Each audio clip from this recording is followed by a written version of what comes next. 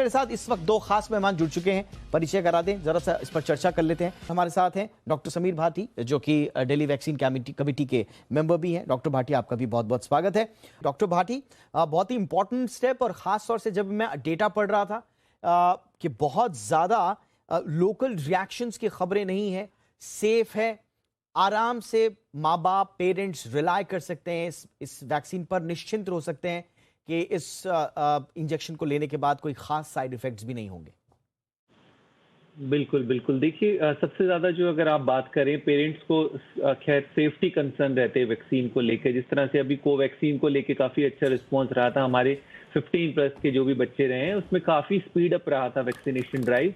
और अभी अगर थोड़ा पेरेंट्स को इस चीज़ को लेके कंसर्न रहते भी तो उनको ये बताना चाहेंगे हम कि जो ये सब यूनिट वैक्सीन्स होती है, प्रोटीन सब यूनिट, ये फंडामेंटली इन वैक्सीन को काफ़ी सेफ माना जाता है। तो एक तो बिल्कुल निश्चित होके इसको लगवा सकते हैं, और दूसरा रही बात इसकी एफिकेसी वगैरह की भी हम बात करें तो इसकी एफिकेसी भी जिस तरह से हमने अगर इसकी जो फेज 2 ट्रायल डेटा के अंदर या इसकी जो कंपैरेटिवली स्टडीज हुई है उसके अंदर भी इसकी काफ़ी अच्छी एफिकेसी देखी गई है। सिम्टोमेटिक पेशेंट्स के अंदर इसकी 90% के करीब एफिकेसी है। डेल्टा वेरिएंट के अंदर भी इसकी 80% से अबव एफिकेसी है।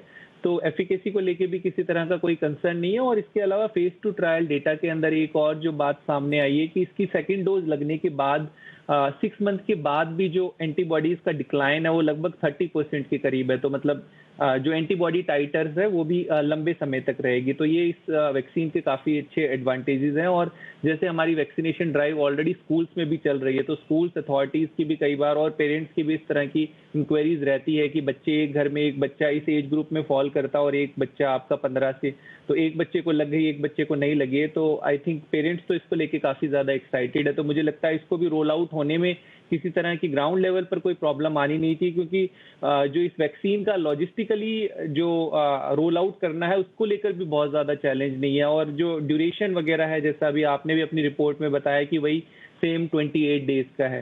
तो आई थिंक ये सक्सेसफुली रोल आउट हो जाएगी वैक्सीन। ऑलराइट, डॉक्टर समीर, आप किस तरह का अब आने वाला है खास तौर से बच्चों के लिए, क्योंकि हम कह रहे हैं कि अब हम वैक्सीन ले आए हैं, आने वाला वक्त किस तरह का रहने वाला है? क्या अब हमें, जैसा मैम कह रही हैं, कि अब मान लेना चाहिए कि शायद फ्लू की तरह, ये सीजनल फ्लू की तरह अब कोविड हमारे बीच में ही रहेगा और हमें इसी तरह से जीना सीख जाना चाहिए? देखिए इसमें जिस तरह से हम जो फ्लू की बात करें, जो एंडेमिक की बात करें, इसमें एक चीज़ अभी फिलहाल देखने वाली है, जैसा हम बात भी कर रहे हैं शुरू से, कि भाई ग्लोबल वैक्सीनेशन होना बहुत ज़्यादा ज़रूरी है। क्योंकि काफ़ी कंट्रीज़ ऐसी हैं जिनके अंदर अभी वैक्सीनेशन रेट उस तरह से नहीं हुआ है जिस स्पीड से होना चाहिए।